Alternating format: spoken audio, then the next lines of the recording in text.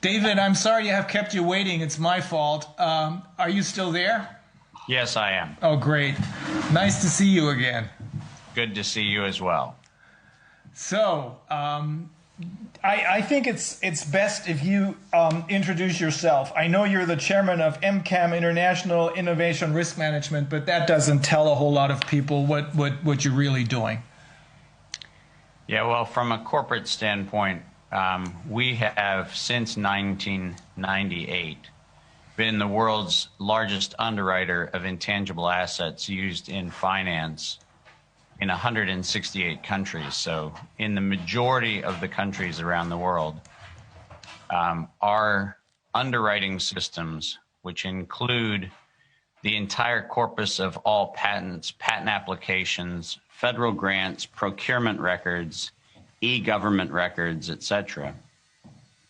We have the ability to not only track what is happening and who is involved in what's happening, but we monitor a series of thematic interests for a variety of organizations and individuals, as well as for our own commercial use, because as you probably know, we maintain 3 global equity indices, which are the top performing large cap and mid cap equity indexes worldwide. So our business is to monitor the innovation that's happening around the world, and specifically to monitor the economics of that innovation, the degree to which financial interests are being served, corporate interests are being dislocated, et cetera. So our business is the business of innovation, and it's finance. So obviously, from the standpoint of this presentation, as you know, we have reviewed the over 4,000 patents that have been issued around SARS coronavirus, and we have done a very comprehensive review of the financing of all of the manipulations of coronavirus, which gave rise to SARS as a subclade of the beta coronavirus family. And so what I wanted to do was give you a quick overview timeline-wise, because we're not going to go through 4,000 patents on this conversation, but I have sent to you and your team a document that is exceptionally important. This was made public in the spring of 2020. Yes. This document, which you do have and can be posted in the public record, is quite critical in that we took the reported gene sequence, which was reportedly isolated as a novel coronavirus, indicated as such by the ICTV, the International Committee on Taxonomy of Viruses of the World Health Organization. We took the actual genetic sequences that were reportedly novel and reviewed those against the patent records that were available as of the spring of 2020. And what we found, as you'll see in this report, are over 120 patented pieces of evidence to suggest that the declaration of a novel coronavirus was actually entirely a fallacy. There was no novel coronavirus. There are countless very subtle modifications of coronavirus sequences that have been uploaded. But there was no single identified novel coronavirus at all. As a matter of fact, we found records in the patent records of sequences attributed to novelty going to patents that were sought as early as 1999. So not only was this not a novel anything, it's actually not only not been novel, it's not been novel for over 2 decades.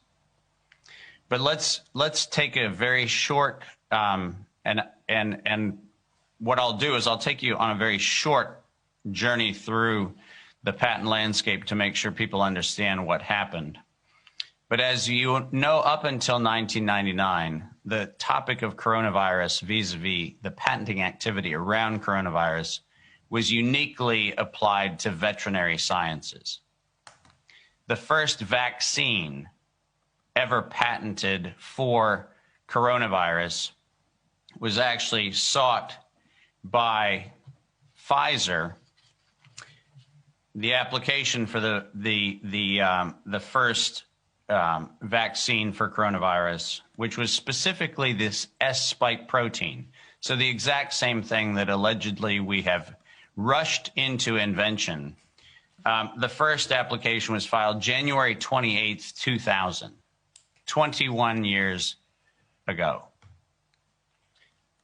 So the idea that we mysteriously stumbled on the way to intervene on vaccines is not only ludicrous, it is incredulous, because Timothy Miller, Sharon Klepfer, Albert Paul Reed, and Elaine Jones on January 28th, 2000, filed what ultimately was issued as U.S. Patent 6372224, which was the spike protein virus vaccine for the canine coronavirus, which is actually one of the multiple forms of coronavirus. But as I said, the early work up until 1999 was largely focused in the area of vaccines for animals. The two animals receiving the most attention were probably Ralph Barrick's work on rabbits and the rabbit cardiomyopathy that was associated with significant problems among rabbit breeders, and then canine coronavirus in Pfizer's work to identify how to develop S and spike protein vaccine target candidates, giving rise to the obvious evidence that says that neither the coronavirus concept of a vaccine nor the principle of the coronavirus itself as a pathogen of interest with respect to the spike protein's behavior is anything novel at all. As a matter of fact, it's 22 years old based on patent filings. What's more problematic, and what is actually the most egregious problem, is that Anthony Fauci and NIAID found the malleability of coronavirus to be a potential candidate for HIV vaccines. And so SARS is actually not a natural progression of a zoonotic modification of coronavirus. As a matter of fact, very specifically, in 1999, Anthony Fauci funded research at the University of North Carolina, Chapel Hill, specifically to create, and you cannot help but lament what I'm about to read, because this comes directly from a patent application filed on April 19th, 2002, and you heard the date correctly, 2002, where the NIAID built an infectious replication defective coronavirus that was specifically targeted for human lung epithelium. In other words, we made SARS. And we patented it on April 19th, 2002, before there was ever any alleged outbreak in Asia, which, as you know, followed that by several months. That patent, issued as U.S. Patent 7279327, that patent clearly lays out in very specific gene sequencing the fact that we knew that the ACE receptor, the ACE2 binding domain, the S1 spike protein, and other elements of what we have come to know as this scourge pathogen was not only engineered but could be synthetically modified in the laboratory using nothing more than gene sequencing technologies, taking computer code and turning it into a pathogen or an intermediate of the pathogen. And that technology was funded exclusively in the early days as a means by which we could actually harness coronavirus as a vector to distribute HIV vaccine.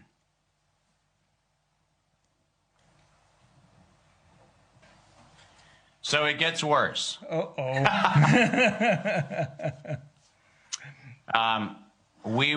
My organization was asked to monitor biological and chemical weapons treaty violations in the very early days of 2000. You'll remember the anthrax events in September of 2001. And we were part of an investigation that gave rise to the congressional inquiry into not only the anthrax origins, but also into what was unusual behavior around Bayer's ciprofloxacin drug, which was a drug used as a potential treatment for anthrax poisoning.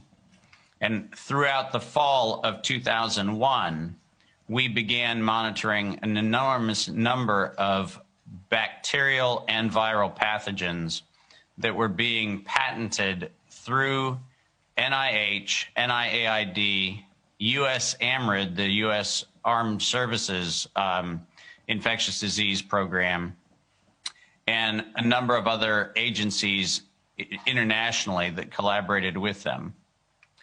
And our concern was that coronavirus was being seen as not only a potential manipulatable agent for potential use as a vaccine vector, but it was also very clearly being considered as a biological weapon candidate.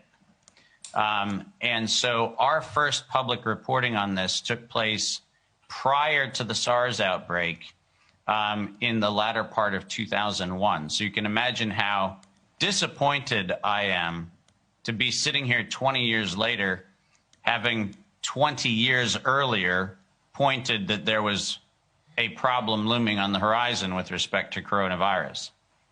But after the alleged outbreak, and I will always say alleged outbreak, because I think it's important for us to understand that coronavirus as a circulating pathogen inside of the viral model that we have is actually not new to the human condition and is not new to the last 2 decades. It's actually been part of the sequence of proteins that circulates for quite a long time. But the alleged outbreak that took place in China in 2002 going into 2003 gave rise to a very problematic April 2003 filing by the United States Center for Disease Control and Prevention. And this topic is of critical importance to get the nuance very precise. Because in addition to filing the entire gene sequence on what became SARS coronavirus, which is actually a violation of 35 U.S. Code Section 101, you cannot patent a naturally occurring substance. The 35 U.S. Code Section 101 violation was patent number 7220852. Now, that patent also had a series of derivative patents associated with it. These are patent applications that were broken apart because they were of multiple patentable subject matter. But these include U.S. Patent 46592703P, which is actually a very interesting designation. U.S. Patent 776521, that is 776521. These patents not only covered the gene sequence of SARS coronavirus, but also covered the means of detecting it using RT-PCR. Now, the reason why that's a problem is if you actually both own the patent on the gene itself and you own the patent on its detection, you have a cunning advantage to being able to control 100% of the provenance of not only the virus itself, but also its detection. Meaning you have entire scientific and message control. And this patent, sought by the CDC, was allegedly justified by their public relations team as being sought so that everyone would be free to be able to research coronavirus. The only problem with that statement is it's a lie. And the reason why it's a lie is because the Patent Office not once but twice rejected the patent on the gene sequence as unpatentable because the gene sequence was already in the public domain. In other words, prior to CDC's filing for a patent, the Patent Office found 99.9% identity with the already existing coronavirus recorded in the public domain, and over the rejection of the patent examiner, and after having to pay an appeal fine in 2006 and 2007, the CDC overrode the Patent Office's rejection of their patent and ultimately in 2007 got the patent on SARS coronavirus. Wow. So every public statement that CDC has made that said that this was in the public interest is falsifiable by their own paid bribe to the Patent Office. This is not something that's subtle, and to make matters worse, they paid an additional fee to keep their application private. Last time I checked, if you're trying to make information available for the public research, you would not pay a fee to keep the information private. I wish I could have made up anything I just said, but all of that is available in the public patent archive record, which any member of the public can review. And the public pair, as it's called at the United States Patent Office, has not only the evidence, but the actual documents which I have in my possession. Now, this is critically important. It's critically important because fact checkers have repeatedly stated that the novel coronavirus, designated as SARS-CoV-2, is in fact distinct from the CDC patent. And here's both the genetic and the patent problem. If you look at the gene sequence that is filed by CDC in 2003, again in 2005, and then again in 2006, what you find is identity in somewhere between 89 to 99% of the sequence overlaps that have been identified in what's called the novel subclade of SARS-CoV-2. What we know is that the core designation of SARS coronavirus, which is actually the clade of the beta coronavirus family, and the subclade that has been called SARS-CoV-2 have to overlap from a taxonomic point of view. You cannot have SARS designation on a thing without it first being SARS. So the disingenuous fact checking that has been done saying that somehow or another CDC has nothing to do with this particular patent or this particular pathogen is beyond both the literal credibility of the published sequences, and it's also beyond credulity when it comes to the ICTV taxonomy, because it very clearly states that this is in fact a subclade of the clade called SARS coronavirus. Now, what's important is on the 28th of April, and listen to the date very carefully because this date is problematic. 3 days after CDC filed the patent on the SARS coronavirus in 2003, 3 days later, Sequoia Pharmaceuticals, a company that was set up in Maryland, Sequoia Pharmaceuticals on the 28th of April, 2003, filed a patent on antiviral agents of treatment and control of infections by coronavirus. CDC filed 3 days earlier, and then the treatment was available 3 days later. Now, just hold that thought for a second. Who is Sequoia Pharmaceuticals? Well, there you go. That's a good question, because Sequoia Pharmaceuticals and ultimately Ablynx Pharmaceuticals became rolled into the proprietary holdings of Pfizer, Crucell, and Johnson & Johnson. Wow. So ask yourself a simple question. How would one have a patent on a treatment for a thing that had been invented 3 days earlier? Yeah. The patent in question, the April 28th, 2003 patent, 7151163, issued to Sequoia Pharmaceuticals, has another problem.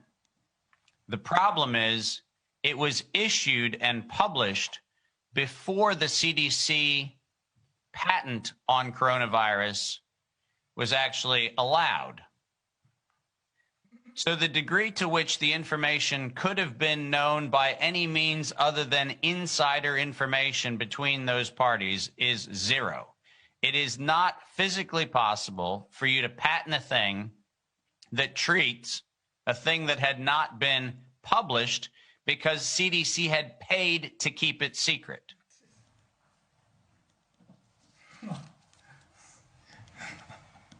This, my friends, is the definition of criminal conspiracy, racketeering, and collusion. This is not a theory. This is evidence. You cannot have information in the future inform a treatment for a thing that did not exist. This could well blow up into a RICO case ultimately.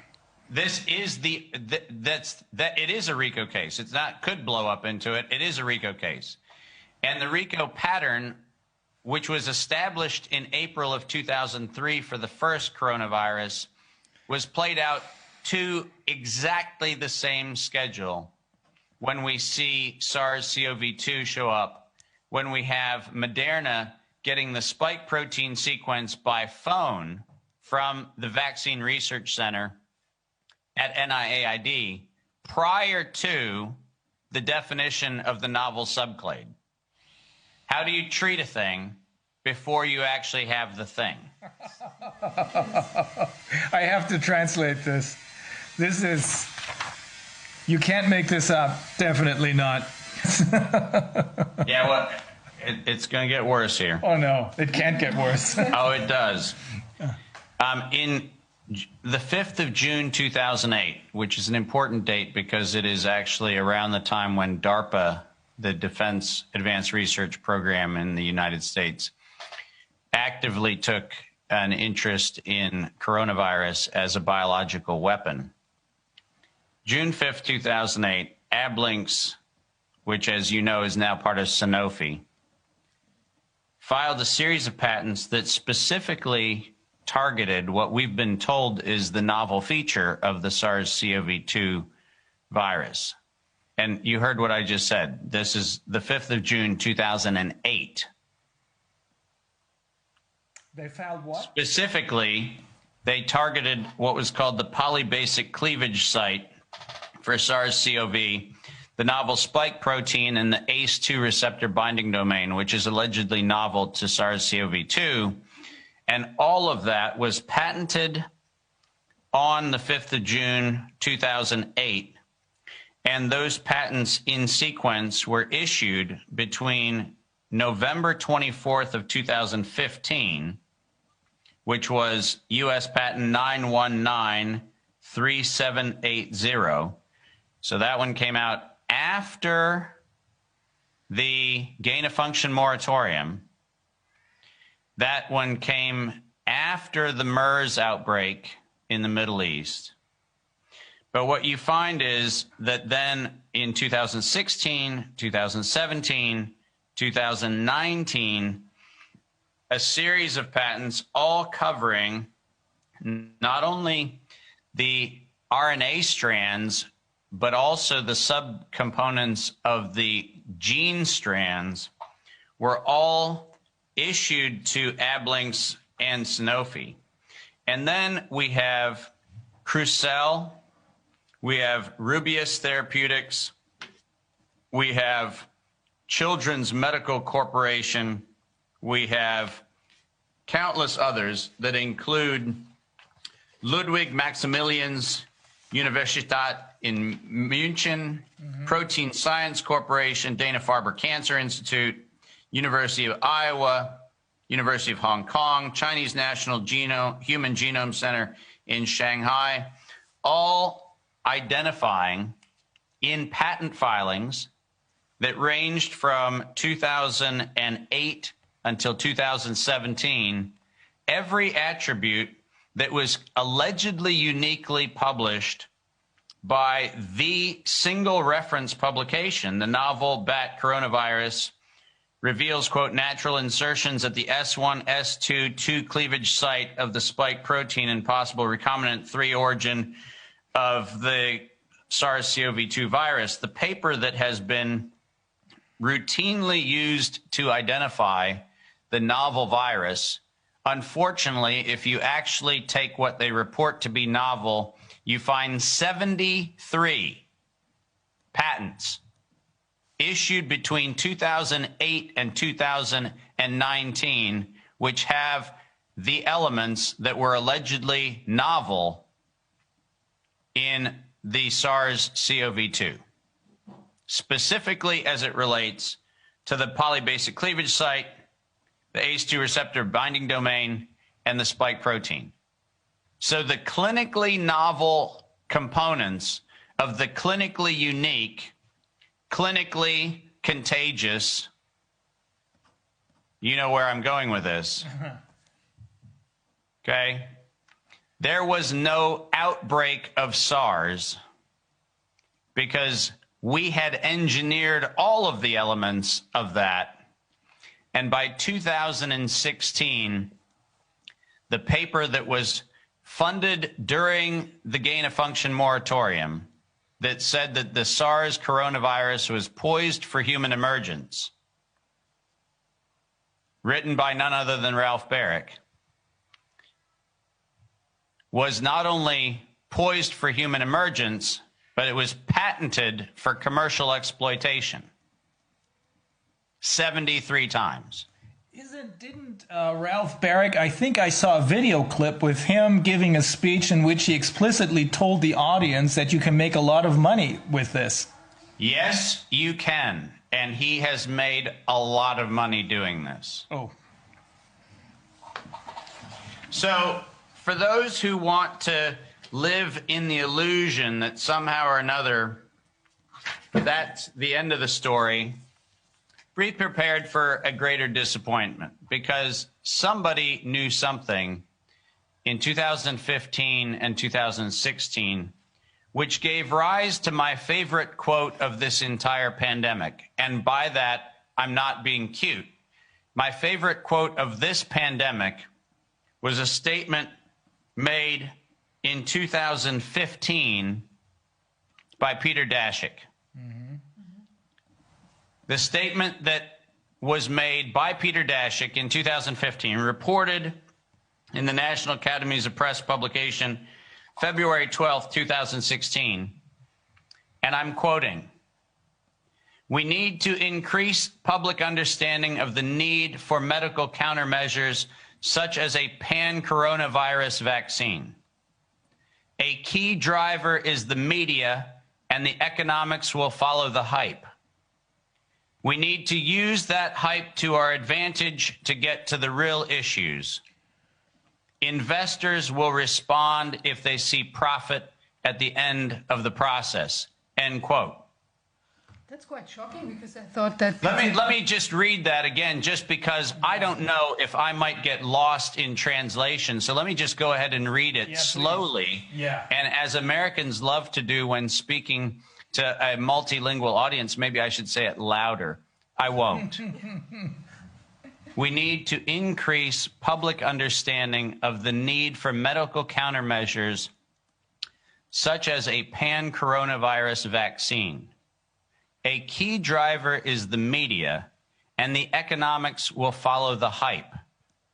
We need to use that hype to our advantage to get to the real issues. Investors will respond if they see profit at the end of the process. End quote. That's really, I mean, Peter Doshi, wasn't he the one who... No, Peter Daszak. Oh, Daszak. Peter Daszak, the head of EcoHealth Alliance. Okay. Peter Doshi is the good guy. Yeah, I was just... Peter Daszak, the person who was independently corroborating the Chinese non-lab leak, non-theory, because there wasn't a lab leak. This was an intentional bioweaponization of spike proteins to inject into people to get them addicted to a pan-coronavirus vaccine. This has nothing to do with a pathogen that was released, and every study that's ever been launched to try to verify a lab leak is a red herring. And there's really nothing that is new in this. Nothing. Zero. 73 patents on everything clinically novel. 73, all issued before 2019. And I'm going to give you the biggest bombshell of all to prove that this was actually not a release of anything, because patent 7279327, the patent on the recombinant nature of that lung-targeting coronavirus, was transferred mysteriously from the University of North Carolina, Chapel Hill to the National Institutes of Health in 2018. Now, here's the problem with that. Under the Bayh-Dole Act, the U.S. government already has what's called a march-in right provision. That means if the U.S. government has paid for research, they are entitled to benefit from that research at their demand or at their whim. So explain why in 2017 and 2018, suddenly the National Institutes of Health have to take ownership of the patent that they already had rights to, held by the University of North Carolina, Chapel Hill. And how did they need to file a certificate of correction to make sure that it was legally enforceable? Because there was a typographical error in the grant reference in the first filing. So they needed to make sure that not only did they get it right, but they needed to make sure every typographical error that was contained in the patent was correct.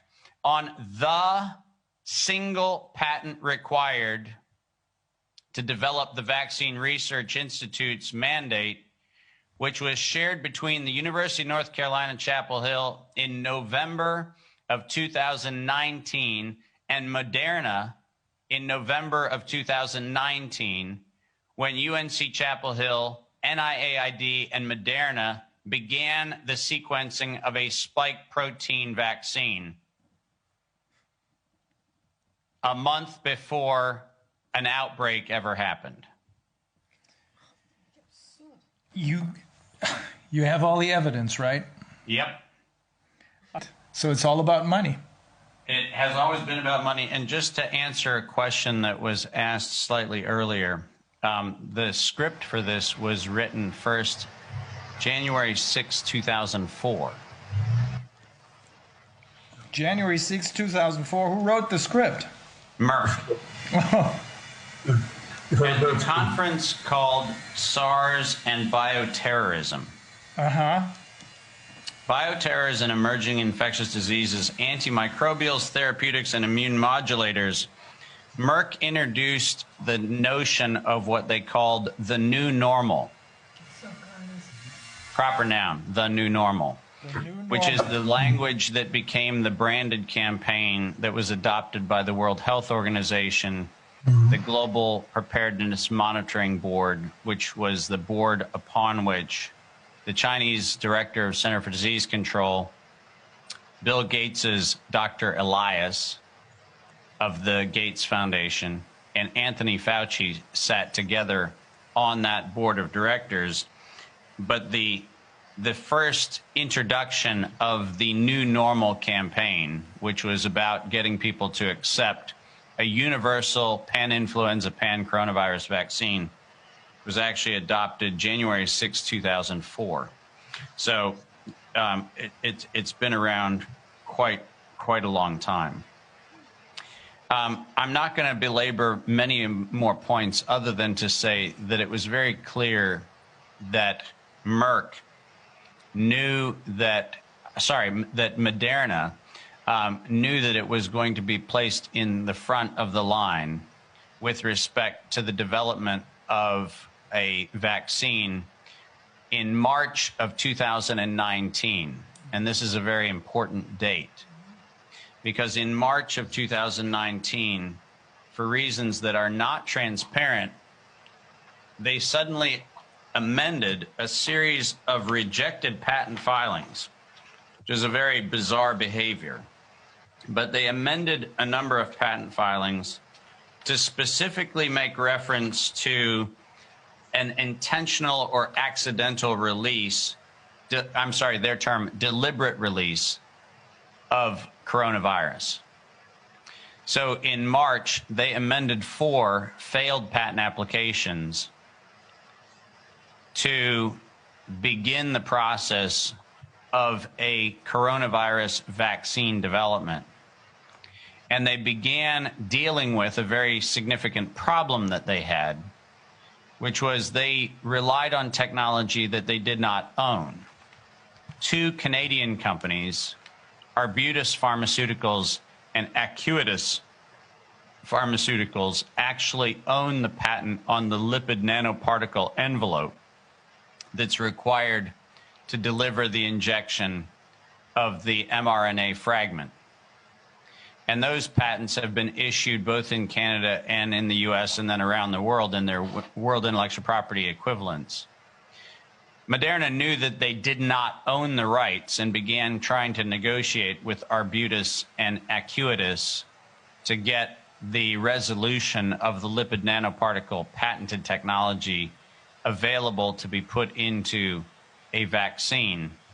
And we know, as I made reference to before, that in November, they entered into a research and cooperative research and development agreement with UNC Chapel Hill with respect to getting the spike protein to put inside of the lipid nanoparticle so that they actually had a candidate vaccine before we had a pathogen, allegedly, that was running around.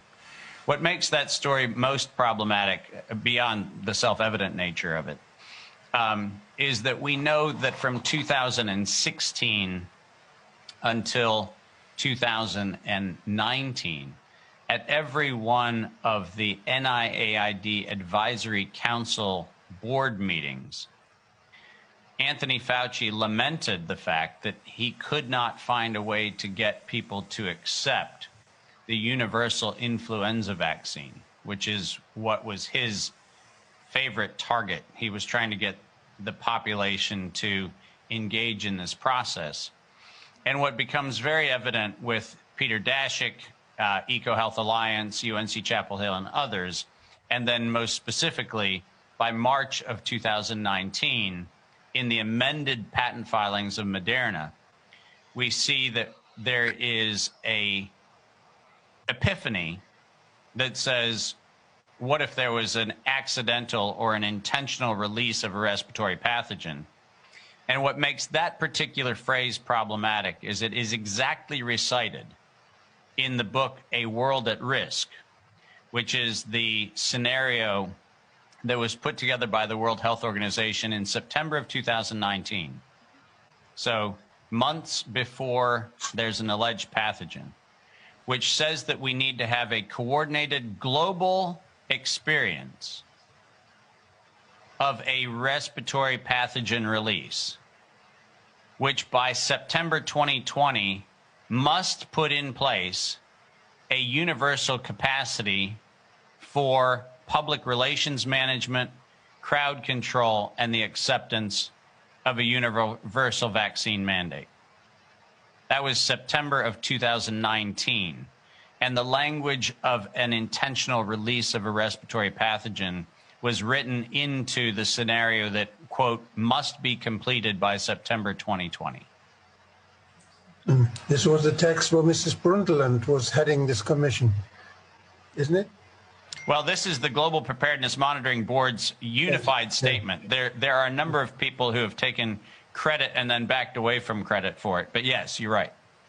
Am I right too when I say that also the ACE2 receptor it was already described in the patents before 2019? Yes, we have 117 patents with specifically the ACE2 receptor targeting mechanism for SARS coronavirus. So because they always say this is the new thing with the virus. No, it's not new, and it has not been even remotely new. It's in publications going back to 2008 in the weaponization conferences that took place in Slovenia, in Europe, all across Europe, and all across the DARPA infrastructure. We've known about that since 2013, its isolation and amplification. And this, the amendment that Merck did to this, the rejected patent applications. So, was it only about the fact that it's like deliberately, you know, like put into the environment or something, or did they add anything else? Well, so these were there were 4 failed patent applications that were essentially revitalized in March of 2019. And it was Moderna. I misspoke. I spoke about Merck. It was Moderna, and I tried to correct that. I'm sorry that that didn't come through. But it's Moderna's patent applications that were amended in March of 2019 to include the deliberate release of a respiratory pathogen language. Those had not been rejected for some reason. They were just they were just sitting there, basically. No, they do processes similar to other pharmaceutical companies where they evergreen applications and continually modify applications to enjoy the earliest priority dates available. Okay. But that's why you have to go back and look at the amendment of the application records to find out when the actual amendment language was put in place. But yes, I mean, the fact of the matter is, and like I said, I'm not going to belabor all of the patent data, but any assertion that this pathogen is somehow unique or novel falls apart on the actual gene sequences which are published in the patent record, and then more egregiously falls apart in the fact that we have Peter Daszak himself stating that we have to create public hype to get the public to accept the medical countermeasure of a pan-coronavirus vaccine. And what makes that most ludicrous is the fact that, as we know, World Health Organization had declared coronavirus a you know, kind of a dead interest. I mean, they said that we had eradicated coronavirus as a concern. So why, having eradicated it in 2007 and 2008, why did we start spending billions of dollars globally on a vaccine for a thing that had been eradicated by declaration in 2008? You know, kind of falls into the zone of incredulity, to say the least. But doesn't that also mean if you take the entirety of the evidence, then this is a tool, the coronavirus and the vaccines, this is a tool, and the interest of DARPA in creating a biological weapon out of this, this is a tool for everything else that latches onto this, including population control, for example. Well, listen, we have to stop falling for even the mainstream narrative in our own line of questioning. Because the fact of the matter is, this was seen as a highly malleable bioweapon. There is no question that by 2005, it was unquestionably a weapon of choice. And the illusion that we continue to unfortunately see very well-meaning people get trapped in is conversations about whether we're having a vaccine for a virus. The fact of the matter is we're not. We are injecting a spike protein mRNA sequence, which is a computer simulation. It's not derived from nature. It's a computer simulation of a sequence which has been known and patented for years. And what we know is that that sequence, as reported, is reported across things like, you know, the very reliable phone conversations that took place between Moderna and the Vaccine Research Center by self-report, where, I don't know, if you were on a phone call and you heard ATTCCGG, you know, is there any chance you might get a letter, a vowel or a consonant dropped here or there? The ludicrous nature of the story that this is somehow prophylactic or preventative flies in the face of 100% of the evidence, because the evidence makes it abundantly clear that there has been no effort by any pharmaceutical company to combat the virus. This is about getting people injected with the known to be harmful S1 spike protein. So the cover story is that if you get an expression of a spike protein, you're going to have some sort of general symptomatic relief. But the fact of the matter is, there has never been an intent to vaccinate a population as defined by the vaccination universe. And it's important. I mean, let's review, just for the record, when Anthony Fauci tried desperately to get some of his, quote, synthetic RNA vaccines published, he had his own patents rejected by the patent office. And I want to read what the patent office told him when NIAID's own Anthony Fauci thought that he could get an mRNA-like vaccine patented as a vaccine. And here's the quote. These arguments are persuasive to the extent that an antigenic peptide stimulates an immune response that may produce antibodies that bind to a specific peptide or protein, but it is not persuasive in regards to a vaccine. Okay? This is the patent office. This is not some sort of public health agency. This is the patent office. The immune response produced by a vaccine must be more than merely some immune response, but must also be protective. As noted in the previous office action, the ART recognizes the term vaccine to be a compound which prevents infection. Applicant has not demonstrated that the instantly claimed vaccine meets even the lower standard set forth in the specification, let alone the standard ART definition for being operative in regards. Therefore, claims 5, 7, and 9 are not operative, as the anti-HIV vaccine, which is what he was working on, is not patentable utility. So Anthony Fauci himself was told by the patent office themselves that what he was proposing as a vaccine does not meet the patentable standard, the legal standard, or the clinical standard. Oh. Can we translate this for our audience? This might be very important. That is, by the way, David, that is our friend Martin Schwab, Professor Martin Schwab he's our most important legal advisor from the University of Bielefeld. All right. I know that, David, I know a lot of our viewers are really shocked. I can see that from the responses. One of our viewers is our PCR test specialist, Professor Kämmerer. She can't believe what's going on here. Well, here's the sad and sober irony is that I raised these issues beginning in 2002 after the anthrax scare.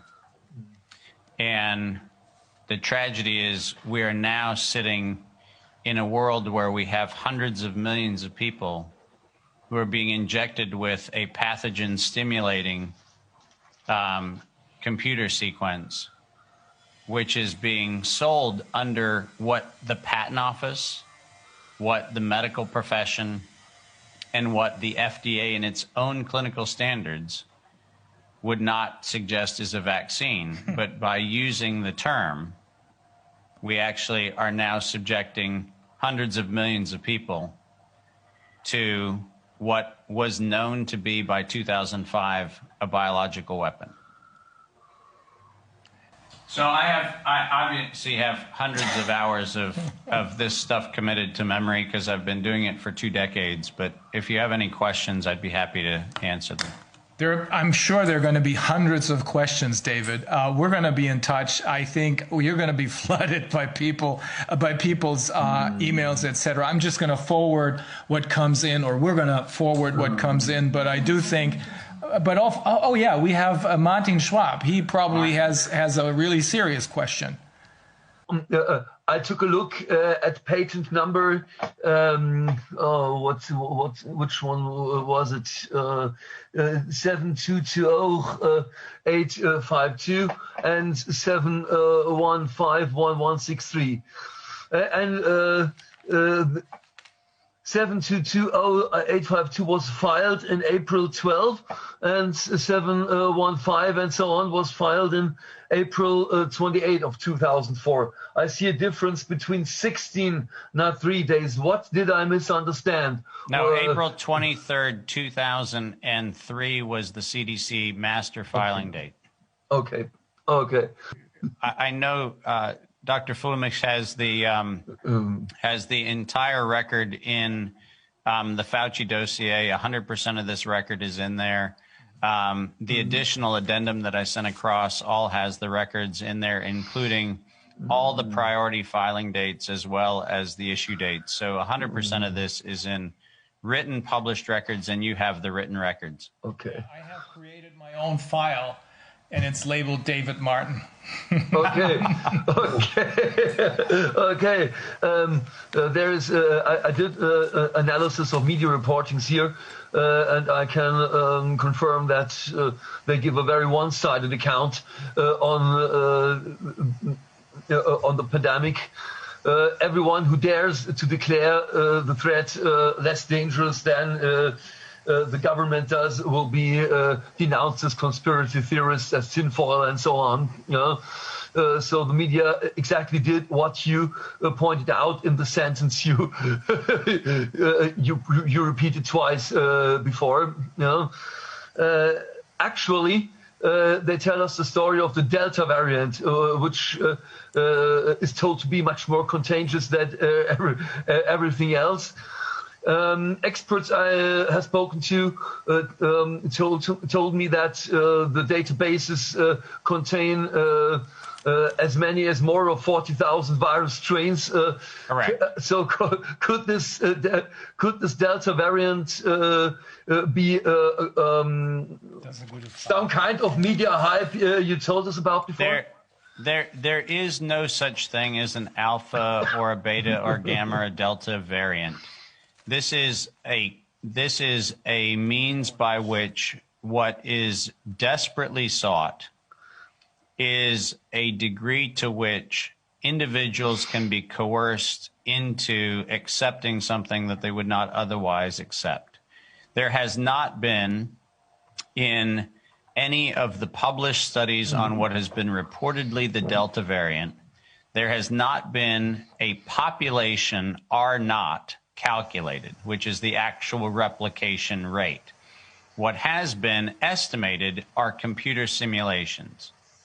But unfortunately, if you look at GIS-AID, which is the public source of uploading any one of a number of variations, what you'll find is that there has been no ability to identify any clinically altered gene sequence, which has then a clinically expressed variation. And this is the problem all along. This is the problem going back to the very beginning of what's alleged to be a pandemic, is we do not have any evidence that the gene sequence alteration had any clinical significance whatsoever. There has not been a single paper published by anyone that has actually established that anything novel since November of 2019 has clinical distinction from anything that predates November of 2019. The problem with the 73 patents that I described is that those 73 patents all contain what was reported to be novel in December and January of 2019 and 2020, respectively. So the problem is that even if we were to accept that there are idiopathic pneumonias, even if we were to accept that there are some set of pathogen-induced symptoms, we do not have a single piece of published evidence that tells us that anything about the subclade SARS-CoV-2 has clinical distinction from anything that was known and published prior to November 2019 in 73 patents dating to 2008. But could it be that the Delta variant sort of is that just the difference is, that the clinical symptoms are the same, but that it has the capability of infecting someone who's already gone through variant B, beta, whatever. Well, so this is where we see an enormous amount of response and reflexive behavior to media hype. There is no, and I'm going to repeat this, there is no evidence that the Delta variant is somehow distinct from anything else on GIS-AID. The fact that we are now looking for a thing doesn't mean that it is a thing, because we are looking at fragments of things. And the fact is that if we choose any fragment, I could come up with, variant Omega tomorrow.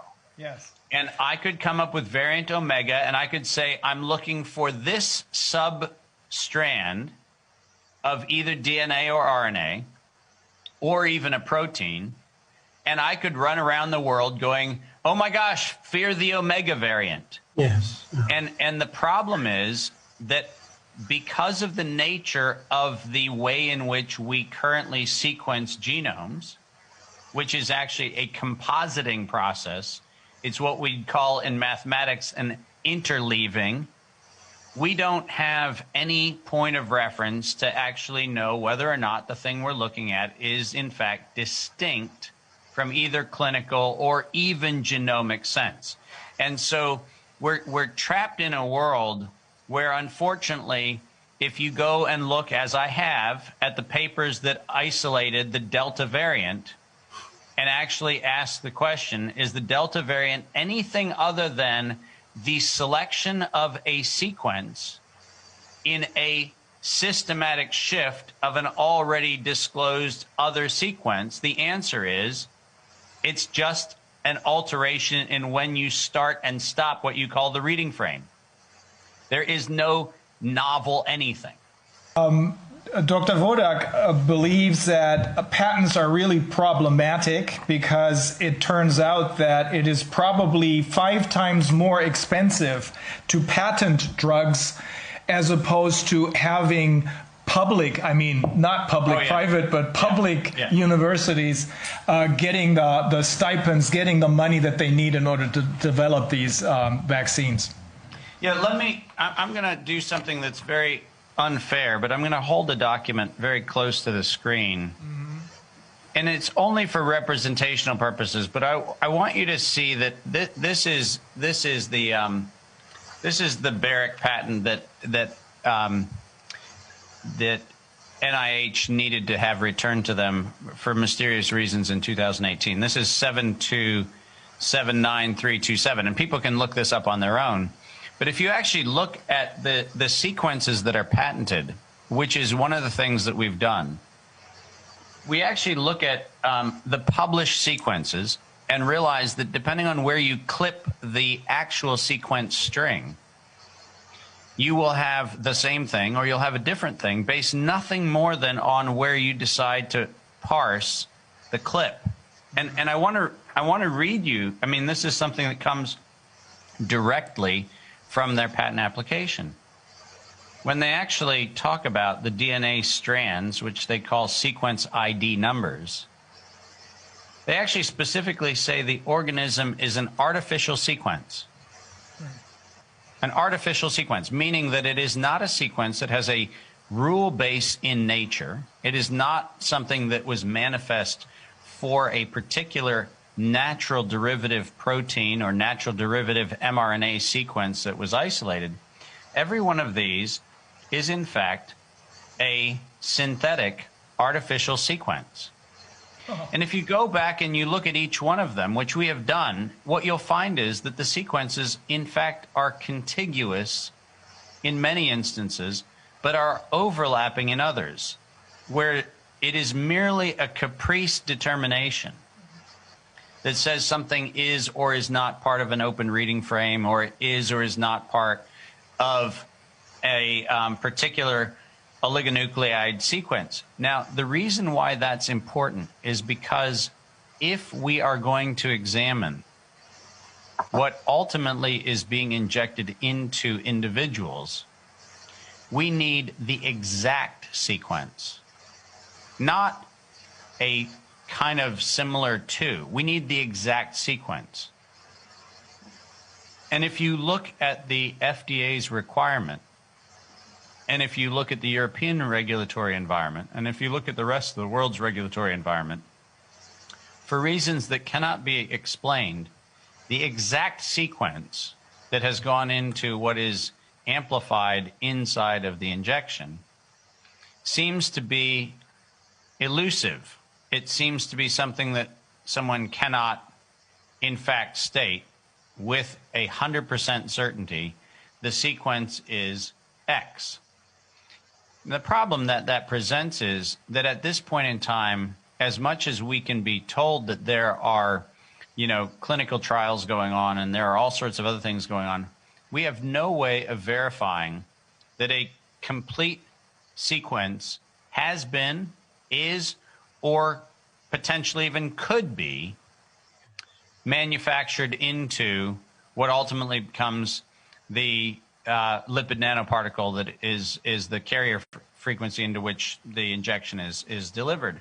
And it's important for people to understand that as far back as 2002 and all the way through the patent filings of 2003 and then the weaponization patents that began in 2008, in every one of these instances, fragments are identified, but they are identified without specificity. So we don't have direct terminal ends of the fragments. We have fragments which have, essentially hypothecated gaps into which anything can be placed. And that's the reason why I find the fact-checking around the patent situation to be most disappointing. Because the reason why fact-checkers, among their general lazy attributes, the reason why fact-checkers are not actually checking facts when it comes to the patent matters is because the actual sequences are not represented in a digital form that makes it easy to do this comparison. We literally had to take images of submitted typed paper and then code those in to do our own assessment. You cannot do this on the EPO's patent site. You cannot do this with WIPO data from Geneva. You cannot do this with the U.S. Patent Office data. You actually have to go in and reconstruct the actual gene sequences by hand, and then you compare them to what has been uploaded on the public servers. And that's where you find that the question of novelty is something that was not addressed. This was a manufactured illusion. I have one more question. Is it possible that we see that the influenza has vanished, is gone? We don't have influenza anymore. The influenza for sure is the viruses are also sequenced. And is it possible that those parts sequences we now speak about, that they may exist in both of the virus types, so that it's just a matter of testing and a matter of instruments to observe what we find, whether we find influenza or whether we find corona. If we have a certain, if you have a book, you have a word with 5 letters, and you will find this 5 letters in many books. Right, exactly. And, yeah, Wolfgang, your question is a beautiful metaphor of exactly the problem. The problem is, if what we're looking for is something we've decided is worth looking for, then we'll find it. And the good news is we'll find it a bunch of places. And if we've decided that we're no longer looking for a thing, it's not entirely surprising that we don't find it, because we're not looking for it. The fact of the matter is, whether it's the RT-PCR tests that we decided that there are fragments, which, by the way, I have looked at every one of the regulatory submissions that has been submitted to the FDA to try to figure out what was the gold standard to get the emergency use authorization, and what fragment of SARS-CoV-2 was officially the official fragment that was the comparator standard. And the problem is that you can't get a single standard. So the question becomes, in a world where there is no single standard, what is it that you actually find? Because if I'm looking for, and why don't I just read this? If I'm looking for CCACGCTTTG, do I add the next strand G, or do I go, no, the next bit is GTTTAGTTCG? And you get the point. The point is that where I choose to start and stop, I can actually say, I found it. Oh, I didn't find it. yeah. And I didn't find the match that I projected onto the data because I chose to look at the data in a way that I could not find the match. Influenza did not leave the human population. No. Influenza was a failed decade-long pan-influenza vaccine mandate that was desperately promoted by governments around the world. They failed, and they decided if influenza doesn't deliver on the public promise of getting everybody to get an injection, let's change the pathogen. There are many more they can change. Oh, goodness, we've got tons more to come. Yes, but now we're on to them. I would like to tell you something about this development of the Drosten PCR test. You know, because we looked at it, I mean, just briefly, not to that extent that you now looked at the patents that you just described, but we looked at this kind of miracle, or like, I mean, strange aspect of like the Drosten test development, because he, despite the fact that he would have needed to basically, through his employer, the Charité, who would be entitled to holding the patents on this, you know, his invention, he just published the instruction to the WHO, so everyone could see it. So basically, the whole invention lost its, you know, the possibility to be patented, and that's kind of strange, you know, when you look at it. So we asked the Charité in a Freedom of Information Act request. And so they said, well, you know, because there was so much rush to get the you know, this the test out, because there was this pandemic going on. So it was like we didn't look at the finances, you know, we just didn't care. So that's kind of strange as a procedure, because I mean, basically this test is worth like billions. You know, how could you just? I mean, this is a publicly financed hospital. How can they just give?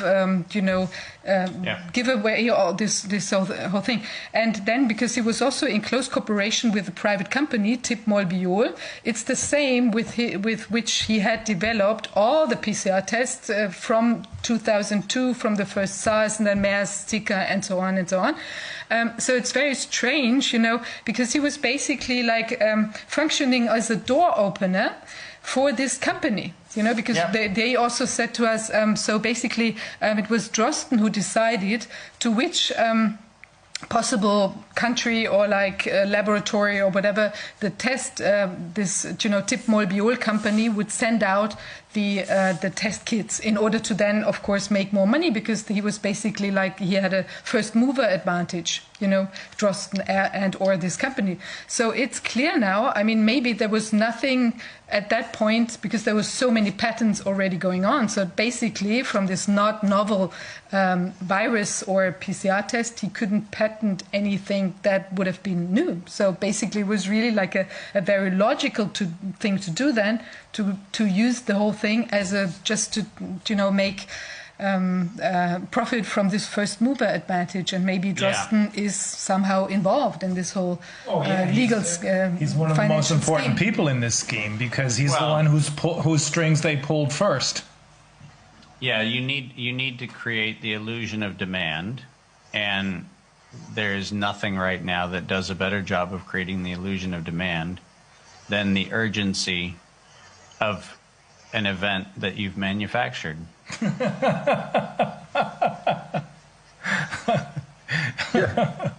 This sounds almost like comedy, but it is not. Well, it is, in that we have to realize that part of the reason why it was so easy for us to monitor and track this particular, campaign of coercion and terror was because we've done it before. I started my comments by making sure people remember that when it came to solving for the anthrax outbreak, remember that while we had hundreds of thousands of military people in the Middle East allegedly getting even for the events of September of 2001, we had 2 postal inspectors investigating anthrax. 2. The largest alleged bioweapons attack on U.S. soil, and we had 2 postal inspectors. You can't genuinely believe that 2 postal inspectors are the crime-stopping, bendingly powerful individuals in the universe. Now, I have nothing against postal inspectors, but I can guarantee you that if I was investigating a bioterror attack, I would not have the post office having 2 postal inspectors as their crack team doing the investigation. It was disingenuous, and Congress knew it, and that's the reason why, we publish a thing that is not necessarily a bestseller, but we publish an intelligence briefing on every violation of the biological and chemical weapons treaties that people have signed around the world. And it's a phone book that tells you where and who and who's funding. And so for us, it wasn't hard to figure out that this was not a public health crisis. This was an opportunistic marketing campaign to address a stated objective.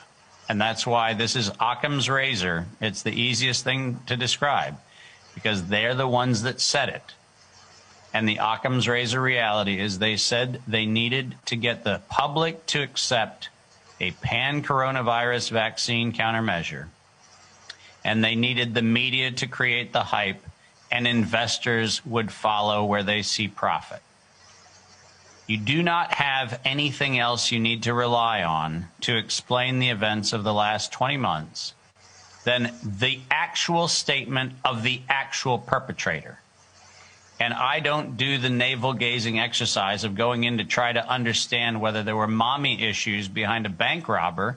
If they're holding a bag of money outside of a bank, I actually make the crazy assumption that maybe they're a bank robber. Similarly, if I have somebody who says we need to use the media to hype a medical countermeasure, which is in fact the injection of a synthetic, recombinant, chimeric protein developed off of a computer simulation, if I'm actually going to listen to the motivation for why that might be being done, I will listen to the person doing the manipulation, who says investors will follow where they see profit. I don't need more explanation. Me neither. Okay. This is mind-boggling. I'm really glad, David, that we spoke a couple of months ago, maybe three, 4 months ago, and we were introduced to each other by James Henry. Right. And I was trying to find patent lawyers in this country who might be interested in this case. Now, there are a few patent lawyers who understand about it, but there's no one, apparently up till now, but maybe this is going to change, but there was no one willing to tackle this in the context of Corona. That's the problem. But this is not new. I've tried to find such a lawyer too, specialized on patents, for the Enquete Commission for the German Bundestag some 10 years ago, or more than 15 years ago. And we did not find, because they were all afraid to be critical on the system, because they would destroy their own job. This was very difficult. Yeah, bear in mind that this is an old problem, because here's where the problem comes in.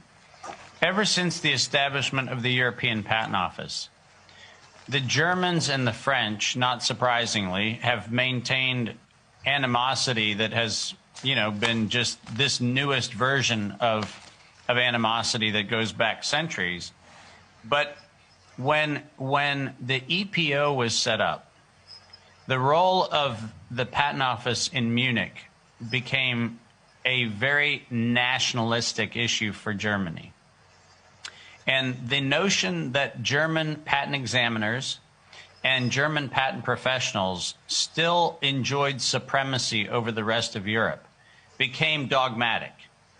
In 2003 and 2004, when the European Patent Office was first audited by my organization, and where we showed that somewhere between 20 and 30% of the patents in Europe were functional forgeries, meaning that they were copied from previous patents, the German representation of the European Patent Office lost their mind at the notion that they were doing anything remotely wrong.